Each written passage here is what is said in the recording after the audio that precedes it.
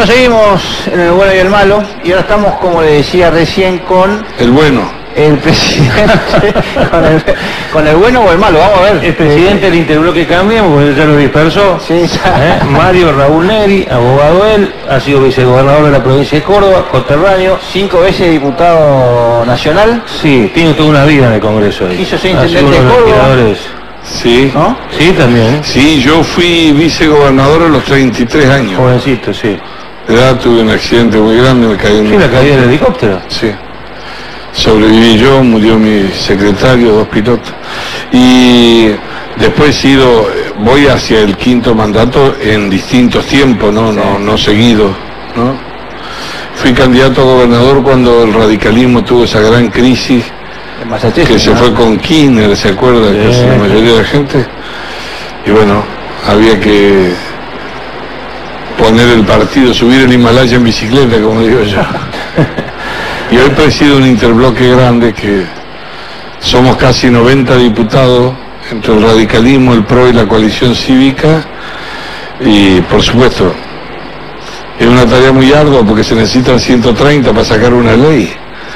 El 2016 no fue muy bien porque hubo mucho consenso, diálogo, se trabajó con sectores de la oposición y el gobierno pudo tener leyes importantes.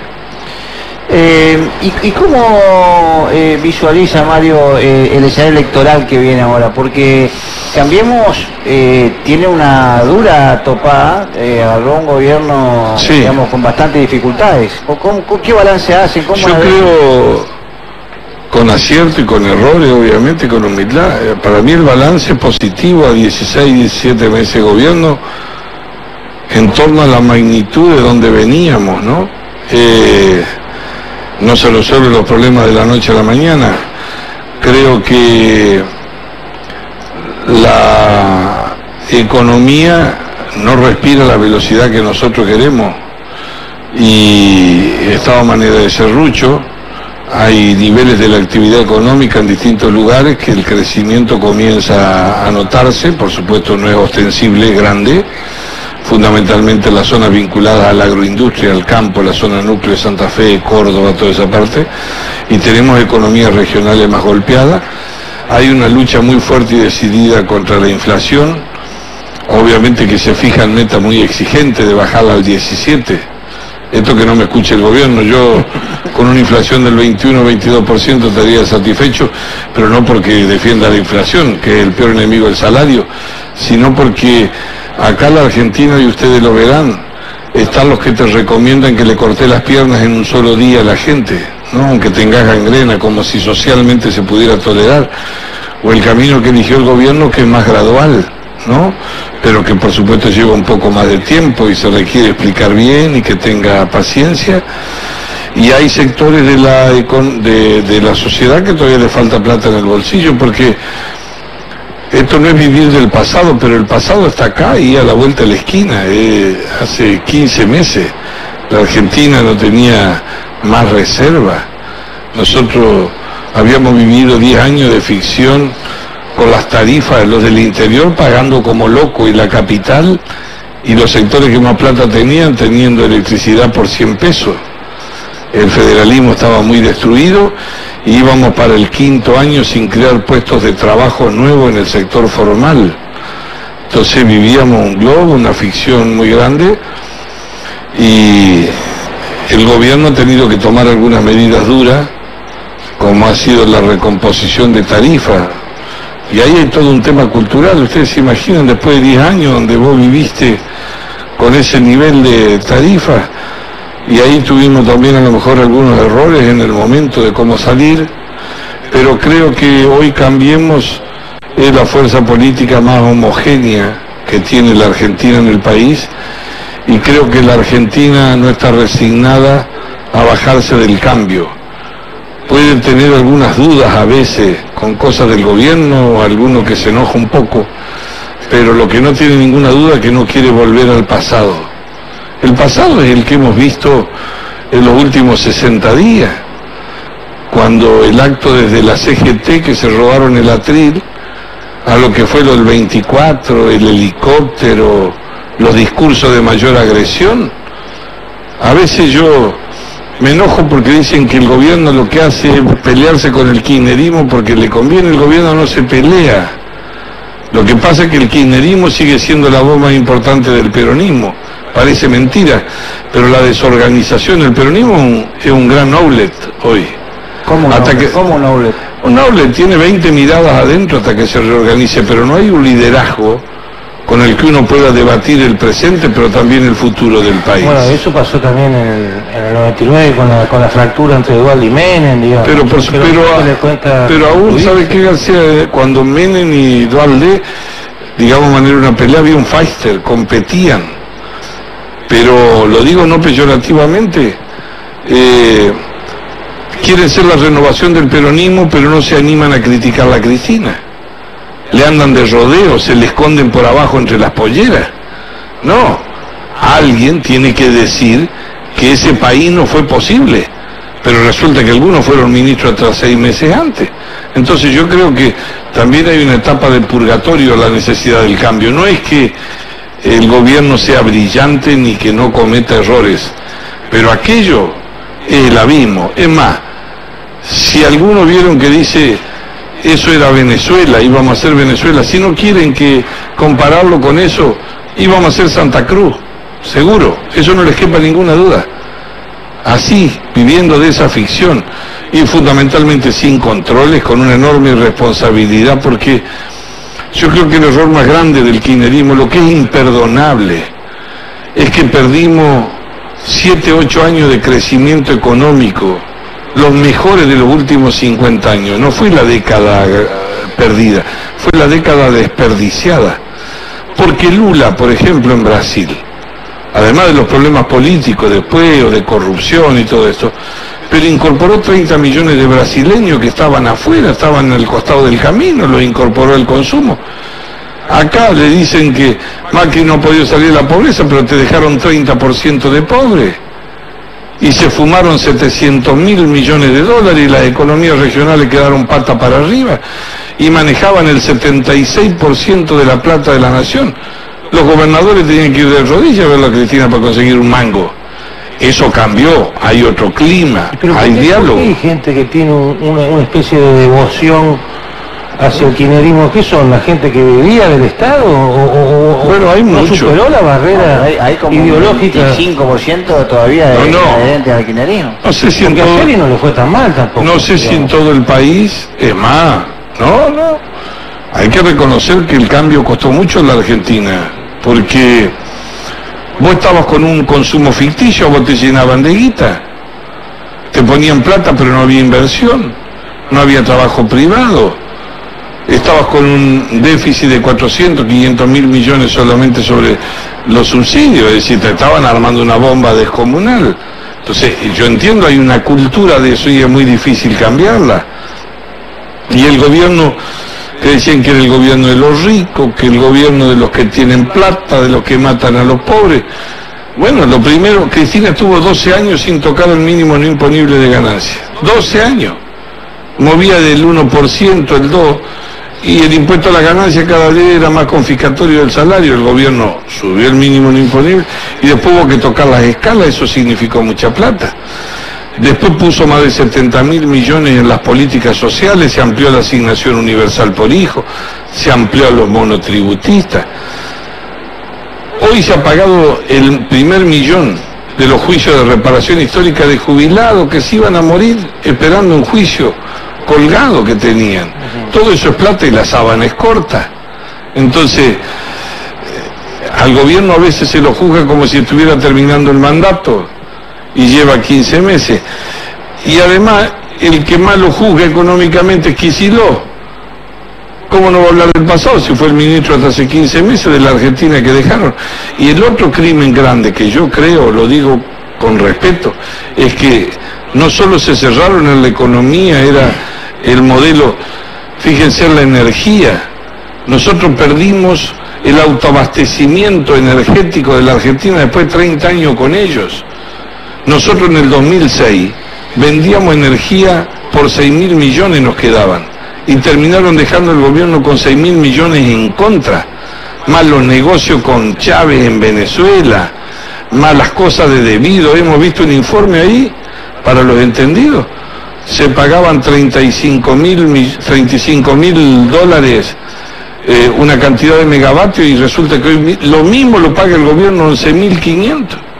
Entonces, un país donde se debilitaron las instituciones, donde lo público y lo privado se confundió, donde la justicia era un mostrador extendido del gobierno. Por eso ahora Cristina dice, me tengo que volver a la Argentina porque hay un grave problema con la sentencia de la Corte y están en peligro las instituciones y eso es culpa del gobierno. El gobierno no tiene nada que ver con la justicia le ha fallado en contra.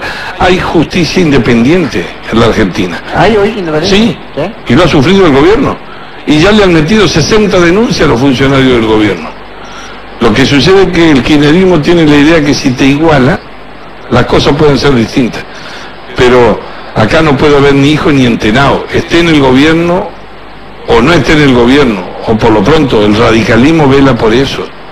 Eso es, ahora, Mario, las cosas cambiaron y nos va a llevar bastante tiempo. El otro día usted me preguntó por mi padre, cuando lo fui a ver, dice, ¿cuándo vamos a hablar de esos 8 o 9 millones de argentinos que vienen de hace décadas trabajando dentro del sistema integrado, en la producción, el trabajo, sí, el comercio, contra los 13 millones de subsidiados y asignaciones que hay? Porque sí, esa es la gran brecha, no la brecha entre kirchneristas y Cambiemos. No. La gran brecha es el tipo que les votó a Cambiemos, les votó porque dice, che, loco, yo estoy cansado de mantener una sarta de vago que encima viene y me dice cómo tengo que vivir o cómo tengo que trabajar. Tenés razón, ¿no? hay dos o tres. Y donde vos, por ejemplo, la FIP le persigue al pequeño y mediano y le deja a Cristóbal López que paga cuando quiere 8.000 millones de pesos. Ahora no. Eso hacían ellos. Pero lo que te quiero decir es, tenés razón, eso piensa mucha gente. Pero no, hay 2 o 3 inmoralidades grandes en la Argentina. La primera, tenemos más del 30% de pobres en el país de los alimentos. Esa es una deuda de la política, todo, ¿no? Con eso no hay que embromar. Hay que buscar salir. Y además todos los años se incorporan 300.000 personas a buscar trabajo en el país. En segundo lugar, hay un 30% de mercado informal. No tienen obra social, trabajan en negro. 12 años no hicieron nada para incorporarlo al sistema formal de trabajo. Ahora se ha votado una ley de incentivo, la del empalme, no sé si va a andar bien o no, pero hay una idea hacia dónde ir. Y lo otro, creo que obviamente la cultura del subsidio, hay subsidios que son necesarios, hay gente que está debajo de la línea de pobreza, eso no es lo que está mal. Lo que hizo ellos fue mucho clientelismo político. Para el kirchnerismo la pobreza era un capital electoral, no era un problema a resolver. Obviamente. O sea, vos decís que a propósito dejaban a los pobres. No, lo que digo no es que lo conviertan en pobre a propósito, pero les preocupaba poco sacarlo de la pobreza. Y en realidad lo que le daban era un subsidio, ¿no? Y por otro lado, tengo la impresión de que estamos frente a un mundo muy complejo. La Argentina no está discutiendo eso. Acá tenemos un mundo que se nos viene encima. La revolución tecnológica, el mundo se ha dado vuelta pata por arriba. En el 2020 500.000 personas van a perder empleo avanzado por la tecnología. Y eso no se lo combate si no es con educación, con una presencia. Y tenemos la peor educación y se ha puesto mucha plata, el 6% del PBI, inclusive el gobierno de Cristina lo puso. Y la calidad fue para abajo. Falta de capacitación, de salario bueno de los docentes, de establecer de nuevo la escuela como un ámbito distinto. Es decir que los desafíos son enormes, no son para este gobierno pasará, vendrá otro, pero la política, la dirigencia, los empresarios, los sindicalistas, también tenemos que cambiar la mirada, porque hay que resolver los problemas urgentes ahora, pero lo otro lo tenemos encima. Se nos viene encima a nosotros y ya perdimos una oportunidad histórica muy fuerte. Había desaparecido el federalismo, lo estoy diciendo en Misiones, que yo sé lo que significan las economías regionales, lo mal que están algunas. Dicho sea de paso, le digo hoy que he estado todo el día conversando. Hoy lo primero que hice a las 8 de la mañana hablar con el ministro del Interior, que vivienda depende de él. Vamos a buscar una audiencia de los fabricantes de casa de madera con el Ministerio del Interior, sí, para que se vayan los fantasmas de que los chinos vienen a matarnos con la vivienda, que no vienen. Hay 3.600.000 viviendas de déficit en la Argentina, miren si hay para hacer. sí. Y hablé con el presidente del Banco Nación, con González Fraga, y me ratificó hoy que la línea de crédito hipotecario también va a ser para casas de madera. Obviamente habrá que cumplir requisitos que la Secretaría de Vivienda va a establecer. No digo que sea magia, pero hay que abrir las puertas, hay que dialogar, hay que buscar caminos que nos permitan recuperar economías regionales, a donde a veces la competitividad, ¿no?, es muy negativa. Mario, todavía hay radicales que son vergonzosos a la hora de esta homogeneidad que usted planteó del Cambiemos. Hay lugares que inclusive todavía no han, provincias, distritos, donde Sí. todavía no han logrado conformarse esa convivencia política. No, pero en de general, parte del gobierno. en general le voy a decir la verdad, mucho más de lo que yo pensé. Yo presido un interbloque de casi 90 diputados y la verdad que ha sido un ejemplo en el trabajo adentro. Le diría más, se van a enojar algunos radicales, yo creo que la coalición funcionó muy bien en el Congreso y no hay una coalición de gobierno igual. Digo, ahí, la verdad, hay radicales en el gobierno y se desempeñan muy bien, pero la centralidad de la decisión política grande, nosotros no participamos de esa mesa. Hay desequilibrio. No, pero no es una queja, así fueron las cosas, vinieron así, era más importante evitar lo que iba a seguir en la Argentina, pero ahora hay que dar un salto de calidad, porque yo creo que hay que pasar las elecciones intermedias, hay que afirmar el cambio, hay que corregir los errores. El gobierno ha tenido las situaciones más difíciles, las ha resuelto bien, y los errores ha sido como un jugador de tenis que le pega en la mitad de la red. Ha tenido errores no forzosos, más que errores graves, que traen costo, ¿no? Pero de cualquier forma, no son muchos. El radicalismo, es cierto, fue con desconfianza, porque nosotros saltamos sin red. Ahora, ¿qué opción había acá? Si la oposición estaba atomizada, la concentración de poder era inmenso, la sociedad demandaba que se le ponga un freno al populismo, a la concentración de poder, al robo, al despojo. Bueno, saltamos ahí, obviamente saltamos medio sin red, veníamos de lugares distintos, yo no imaginaba 2 años antes que pudiésemos estar conviviendo juntos. Es más, habíamos competido con alguno de ellos. Yo creo que fue una decisión acertada, que fue una decisión inteligente, lo que no quiere decir que no haya cosas que cambiar. Los mejores matrimonios son cuando hay equilibrio entre la mujer y el hombre. En la política pasa lo mismo. Si uno tiene mucho poder y el otro no tiene, ahí no hay coalición. Y Argentina es muy simpático, ¿no? Bueno, el mundo es muy simpático, pero el kirchnerismo le corre a ustedes, a los radicales básicamente, como socio de Macri. A Macri lo ponen como el niño bien de la derecha. Sí. Lo corren diciendo que ustedes han sido históricamente un partido, o si quisieron parecer, a un partido de centro-izquierda. Digo, no, porque les pasa con la política de derechos humanos. Pero mirá, Les corren diciendo, che, ¿qué hacen ustedes con el de derecha? Si ustedes son de centro-izquierda, vengan acá con nosotros. Hay que salir de los encasillamientos. El kirchnerismo construyó un relato. Cerró la política y la economía. Se encerró en la Argentina y a vivir con lo nuestro. Y le hizo creer a todo el mundo como si la sociedad fuera una gilada de que estaban peleando contra el imperialismo, ¿no? Sí. Y en realidad, hoy empezó el juicio a Vudú, que era el ahijado del Alzogaray. Viene de ahí. Fue el vicepresidente de Cristina, que parecía la hermana del Che Guevara. Pero lo que no hay que tener es culpa, lo que hay que discutir es con absoluta franqueza. Acá lo que hay que buscar son coincidencias sobre los problemas de la gente, cómo los abordamos y con qué criterio podemos acortar la desigualdad social. Esas son las cosas que a nosotros nos unen o no en el trazo grueso: la transparencia, la honestidad, la justicia independiente. Esas son las cosas más serias. La Argentina necesita... Así que ya no va más el bombo y la boina. No, lo que digo es que necesitamos de trazos muy gruesos. No estamos para sofisticaciones ideológicas en un país a donde estamos 58 los niveles de educación y en el año 2001 comenzaron 100 chicos la escuela y terminaron 33. Es un país que está dentro de los 4 que tiene más inflación en el mundo. ¿De qué nos vamos a dar dique nosotros? ¿De qué? ¿De qué vamos a sacar pecho? A la Argentina le hicimos retroceder en calidad institucional una enormidad.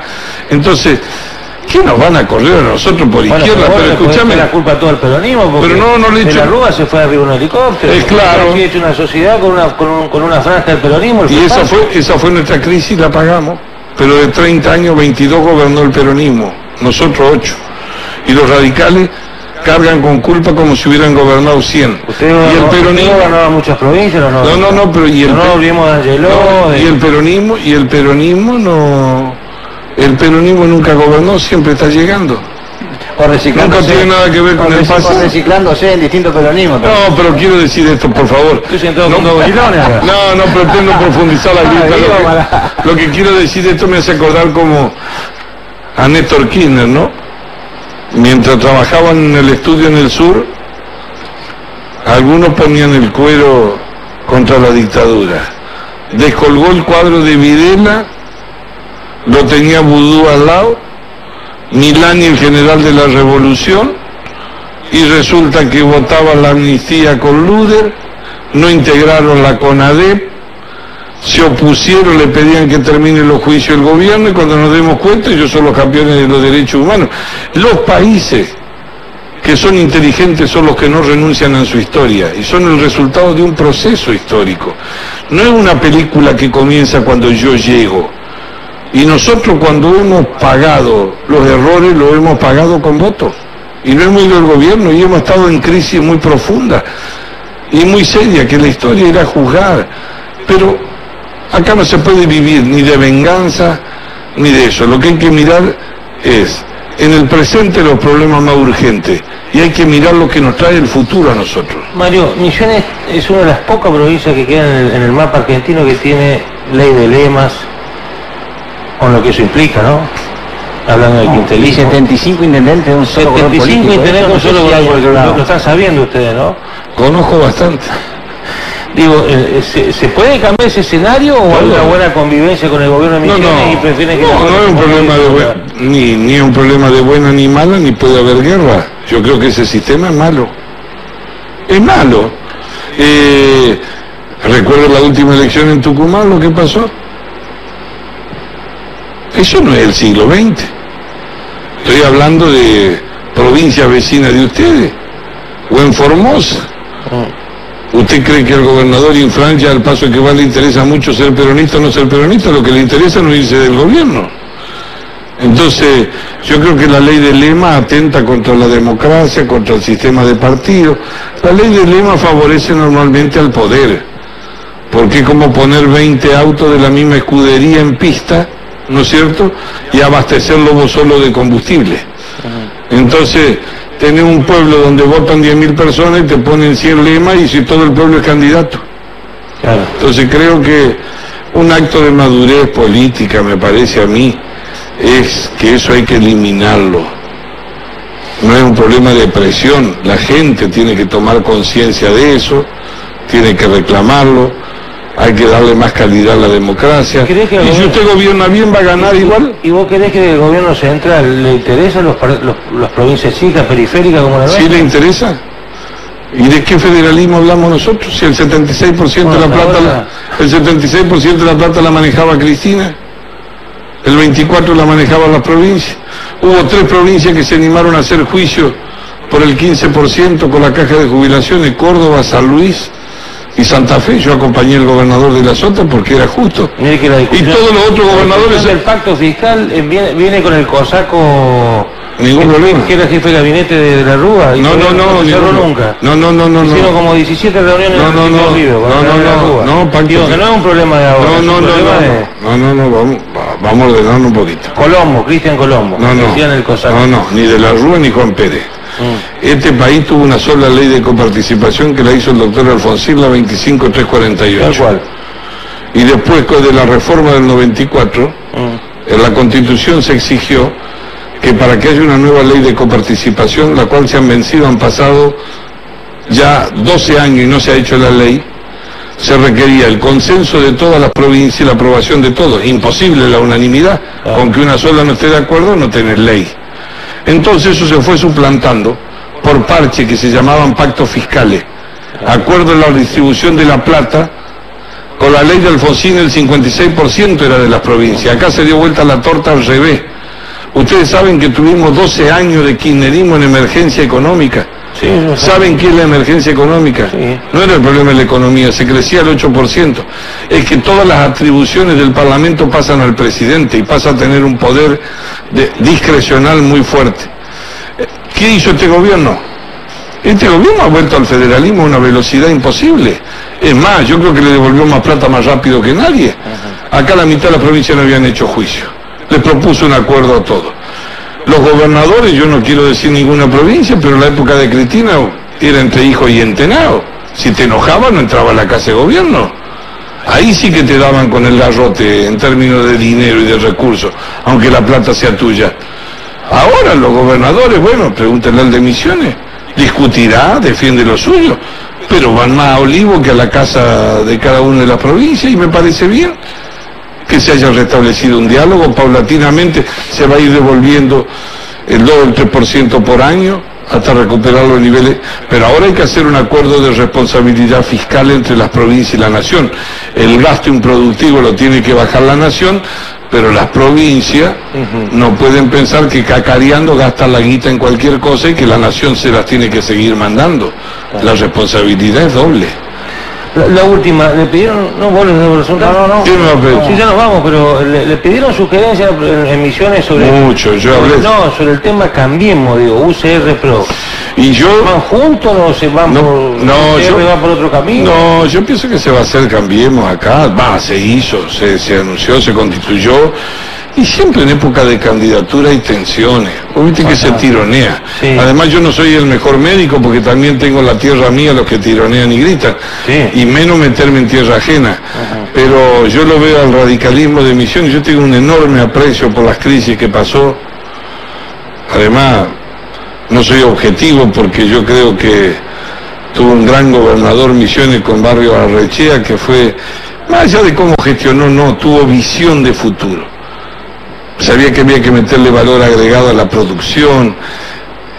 Fue con el primer instituto de turismo. En el país empezamos a hablar y decíamos ñan de gente. Supo que la vivienda de madera era un valor agregado que había que incorporarlo. Una pena, esas cosas fueron quedando en el camino. Pero yo lo veo hoy con mucha gente joven, que no está dispuesta a resignarse, que tiene idea. He tenido reuniones magníficas, he escuchado los problemas de Misiones, los veo con los pies sobre la tierra. Y habrá alternancia en algún momento. Esas son las reglas de la democracia. Nadie se muere por perder y nadie se muere por esperar para ganar. El triunfo se construye, hay que ganar confianza a la gente, no se hereda. Está muy bien. Tenemos que ir. No le ha ido mal, cinco veces diputado nacional fue. Así que... Yo perdí muchas internas. Sí, yo recuerdo. Y yo fui el opositor. Yo fui opositor de Angeló. Claro. Yo fui vicegobernador a los 33 años y me enfrenté con el gobernador porque me opuse al tercer mandato. Claro. Yo me opongo a las reelecciones indefinidas y por eso vine la última vez que estuve acá. El obispo Piña. Fue, no el obispo, no los misioneros, además del obispo. Porque le hicieron un servicio a la democracia. Fue ponerle equilibrio a la idea de permanencia en el poder. Tal cual. Gracias por tu tiempo. Los felicito por el programa y muchas gracias. Muy amable. Vamos antes de ir a la pausa, tenemos... Catarsis en el Pajarito, una sección que nos acompaña todos los lunes, donde bueno, se ven distintas expresiones. Ahí usted en las redes sociales puede expresarse libremente. Sí. En este caso le agradecen al diputado nacional de la Cámpora. ¿Sigue siendo de la Cámpora Di Stefano? Sí, claro, es de la Cámpora. ¿O es de Carlitos, el conductor? Bueno, vio que algunos tienen, digamos, una elasticidad en las definiciones políticas. Tal cual. En este caso... Gracias Di Stefano, Daniel, por darle voz a los caballos peregrinos de Luján. Sí, dice esta mujer, sí. Día del Animal, caballos, dice en el Twitter. Sí. Hashtag Día del Animal, no entendí ahí. No, yo tampoco. Sí, debe ser que un proyecto que acompaña a alguna asociación de animales. O si no, es el dueño de Mr. Ed. ¿Se acuerda de Mr. Ed? Mr. Ed es el caballo que habla. A lo mejor tiene un caballo que habla, nosotros no sabemos. Acá hay varios. ¿Que tiene un caballo que habla? Le agradecieron entonces darle voz a los caballos peregrinos de Luján. Caballo que habla. Grande, Grande Mr. Ed, muy bien. Una cosa preocupante. ¿Cuál? ¿Se acuerda de Mr. Ed? Sí, Mr. Ed la miraba, el caballo que habla. El caballo que habla. Tenía mejor dentadura que yo. ¿Y esto? Esto lo veo muy bien, pero ¿usted la conoce, la cordobesa que estaba, se acuerdan la trasnoche, que vos jugabas a la quinela a la noche? ¿Cómo cordobesa? No se le da encima, no sé, acá estamos ¿Cómo se complicadísimos. llama? ¿Eh? Este cholulo. Yo, pero además no se le da ¿Cómo acá. se llama? Berger se llama, No sé, la dice chica. Giselle Es una Berger. chica... Giselle que está- Berger. una chica que está en el ruido de la ¿cómo es? Del set. Gisela Berger, ¿Qué que es Gisela Berger, la novia de Scioli, la última novia de La Scioli. novia de Scioli. La novia que parece que ya lo conocía a Daniel, a Scioli, en la época de Karina. Y ahora le pasó lo mismo. Viste que la vida es muy dinámica. Sí. Y ahí dice, había sido ese que se iba a jugar al partido de fútbol, dice, en una reunión de trabajo. Y ahí posteó, le choreó a Scioli. ¿Y cómo le choreó a el Scioli? WhatsApp de que mantiene relación con otra mujer.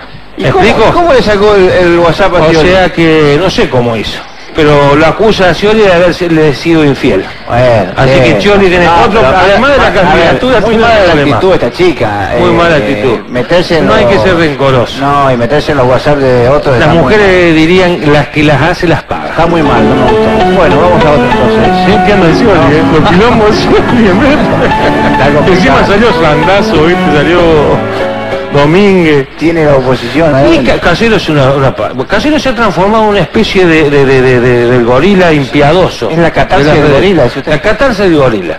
Ya no puedo más. Este país es un nido de opas, ladrones e imbéciles, que le seguimos dando bola a una enferma y su trup. ¿Ah? O sea, Acuérdese que ¿con quién Casero está enojado? está enojadísimo con Cristina, con Kichiló, con todo el kirchnerismo. Se Lo enojó. detesta. Acuérdese que instaló las redes Esporota como sobrenombre de Cristina. Sí, sí, sí. Para no nombrarlo y no comerse juicio, Sí. ¿no? Le instaló Porota. Porota. Entonces ahora me llama Porota. Pero es el de la voz de una de las voces fuertes del gorilaje de los De Twitter. gorilaje de Twitter. ¿Viste? Bueno, Tweet gorilas. ¿les gustó la tweet de hoy? Hoy estuvimos más del espectáculo, Sí, por ahí. estuvimos nos medio metimos. cholulos hoy. Lo de Scioli me preocupa. Cholulo. Sí, sí. Avísele que Randazo y Domingo están afilando el cuchillo para Scioli y él con problemas de pollera. Bueno, hacemos una pausita breve porque está su secretario de gobierno, Ricardo Huerta, ¿Vino de con la provincia. ¿Vino con la policía o vino solo? No, él no sé si está a cargo de la policía. ¿Está a cargo usted de la policía? Yo lo Sí, agradecemos yo porque, lo vi, sí, porque que esperó. se dio lugar a Mario Negri. A Negri que se tenía que ir. Estaba cansado, además. Tuvo paciencia. Laburó mucho eso. ¿Quién? Bueno, vamos al corte y ya volvemos. Mario Negri dice que laburó mucho hoy, estuvo todo el día trabajando. Vamos. Ya volvemos.